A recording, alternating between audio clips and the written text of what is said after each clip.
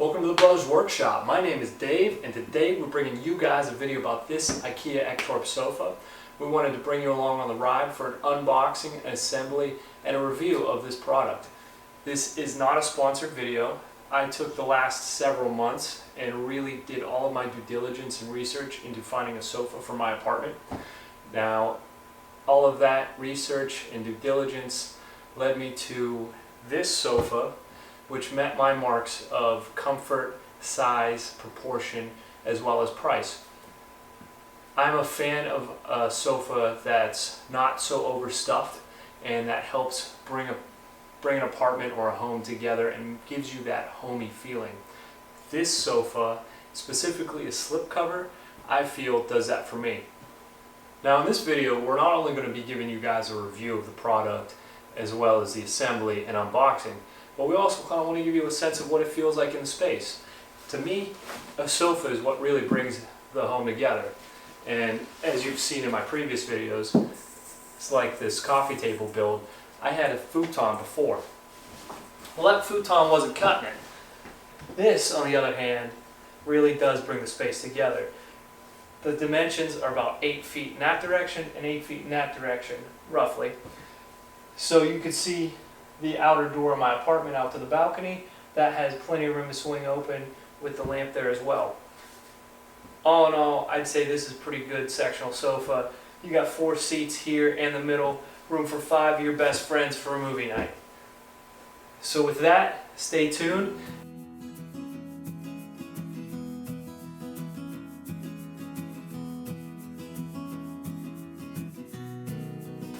So as I mentioned before, this is the Ikea Ektorp sectional sofa.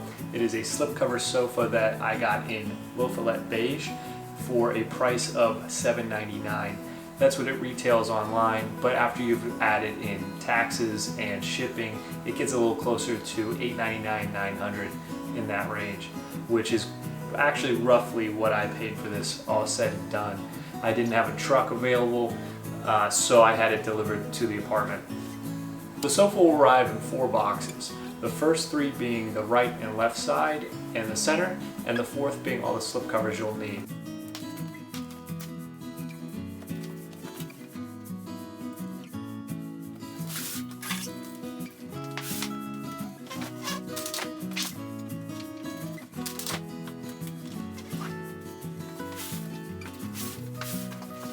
So as you'll see here, I opened up box number 2 first, and it contained one of the 2-seater sections, as well as an arm, 1 back cushion, and 2 seat cushions.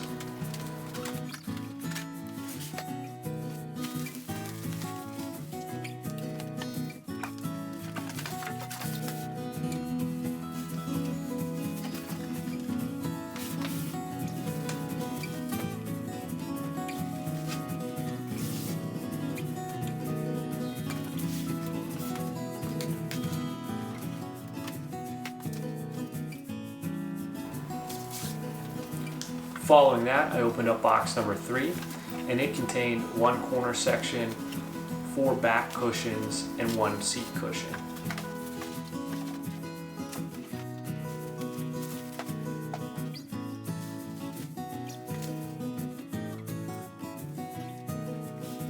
So following that, I opened box number 1.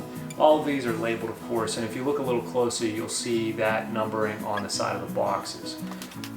This box contained 1 of the 2-seat sections of the sofa, and 1 arm, 1 back cushion, 8 legs, all the assembly instructions, 2 seat cushions, and the mounting hardware, and a wrench for the arms.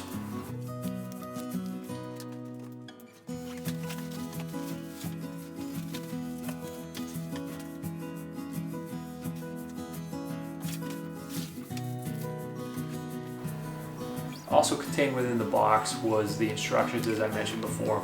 It contains easy to interpret pictographs and a handful of steps to actually do the assembly of this couch. So when it came time to assembling the sofa, the first thing I did was I went ahead and unwrapped all of the hardware and legs. I followed that up with a quick review of the assembly instructions and then moved on to attaching the first arm.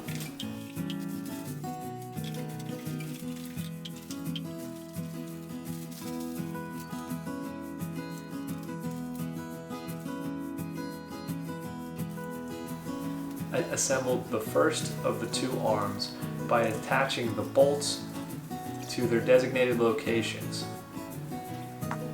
I followed that up with doing the same to the other arm.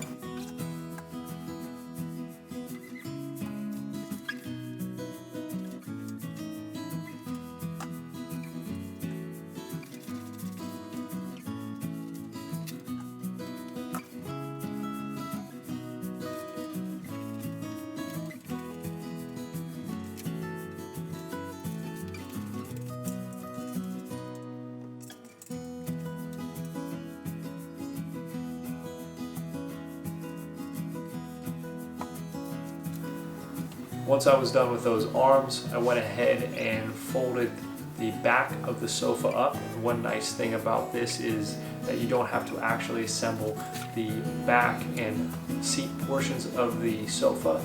They actually come on hinges, and so all you have to do is lift that back up. For full transparency, I went ahead and left in some of the confusion that I had so that you guys can see this video actually is a sped up version of what it took for me to build this sofa. So once I kind of figured out where I was at in the assembly process, I went ahead and attached the first arm to the sofa by lifting up the back, as I mentioned, and bolting those down and tightening it down. I followed that up by going and doing the same thing for the other side. The total duration of my build, including setting the camera up in different angles to try and capture this for you, was about an hour. So if you have some mechanical skills or some assembly skills, you can go ahead and push through this process a lot faster than, say, I did.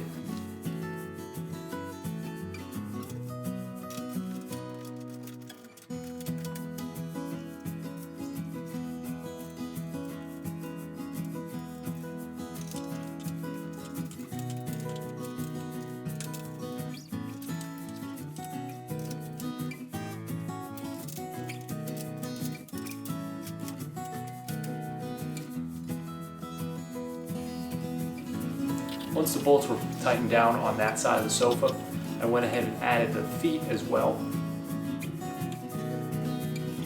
And it's at this point we want to highlight how you assemble and where you tighten those bolts down at. The first bolt attaching the arm to the back of the sofa, and the subsequent two bolts attaching the arm to the base of the sofa, or the seat if you would. Now that that side of the sofa was done, we switched over to the other two-seat section, attached the legs there, and now we want to highlight the actual construction of the sofa, because much of the argument as to why I purchased this sofa does go into construction. The inner portion of the two-seat section that is going to attach to the centerpiece is made of a Baltic birch plywood. You also have dimension lumber running as cross members from side to side, and standard sofa springs holding up the cushions themselves. On the back portion of the sofa, there is some particle board, as well as on the outer side next to the arm, some particle board there too. The rest of the sofa is assembled in much the same manner using all of the same materials. So by highlighting this section, we think you get a good idea of the assembly. So now that the assembly for the other two sides have been completed, we added the feet to the center section, got it into position, and started attaching the sides to the center. To attach the sides to the center, there are connection pieces that simply click into each other. It might take a little bit to get them to fit just right, but once you do, they lock in tight and don't move around.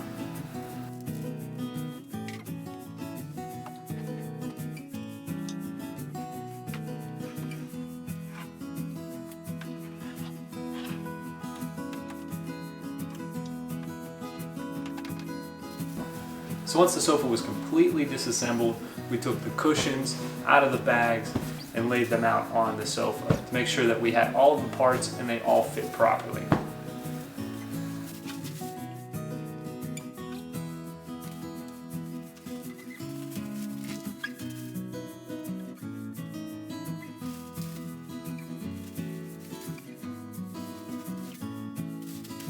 Once we were done with all of that, we grabbed box number 4, which contained all the slip covers. We went ahead and unboxed that and started to cover all of the cushions with those slip covers.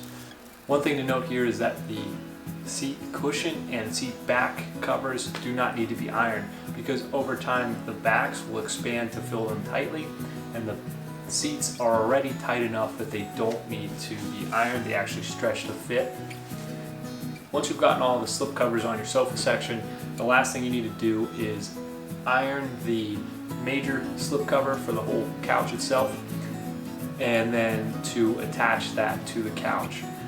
So I have read some reviews that say this is kind of hard, but for me it didn't seem too bad at all. You just got to pull down a little tight on the corners, and then there's a nice Velcro strap that runs across the back that you attach that to, and so it doesn't end up moving around at all.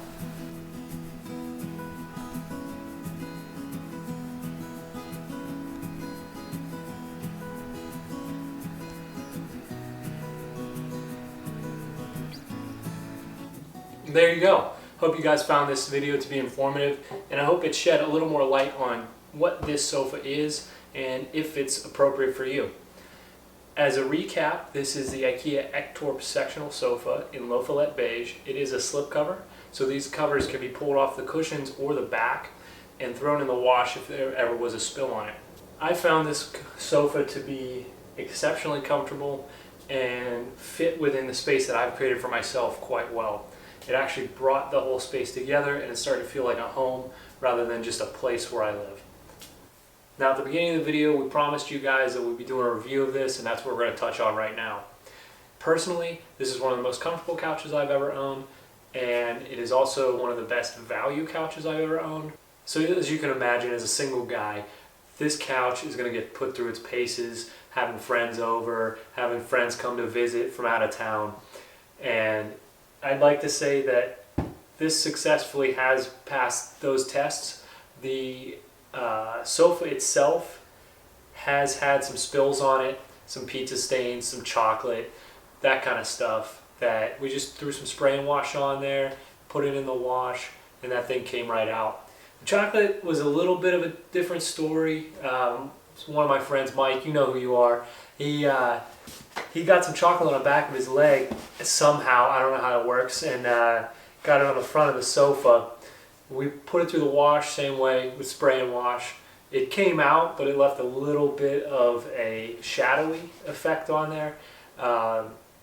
If you didn't know it was there, you would never know that there was an issue with the couch or any kind of a staining on it. So this, as Ikea does say on their website, you can wash these things and it does come out. It's pretty good. I will say that this is the lowest price point for their covers, and they go up from, I think this was $100 or $200 cover, and they go up from there, and they get thicker quality and the colors change. As a guy, I was a little worried about the color being a little too light for myself and my friends. We're not too careful around the sofa, so I was worried about some spillage, but that hasn't been an issue right now. Like I said before, any of the staining has come out. That was making me worried. As for the build quality, I'd have to say it's pretty good. I can't argue with anything that they've done. They use Baltic birch plywood, which is a fairly good grade of plywood. I've personally used it on other furniture I've designed, and they use dimension lumber in there, and particle board is not at every structural element. It's in specific areas where it's not going to get the worst wear, which is nice to see. And also nice is that because this is a slipcover, you can pull all this off, flip it over, and actually access the inner workings, which allows you to repair it if you ever needed to. So you can just run down to the hardware store and pick up basically whatever just broke off of this thing or broke and replace it. Now we're going to move on to comfort. I remember seeing some reviews on the Ikea website about somebody's husband being too tall for this sofa, and I think they were like right around 6 foot or something like that. That couldn't be further from the truth. I'm 6'4", and this sofa is like the perfect size for a guy like me. Somebody smaller is probably just fine, but as you can see, I'm sitting all the way back on the sofa. My knees are coming, and the backs of my legs are coming right up to the edge of the cushions.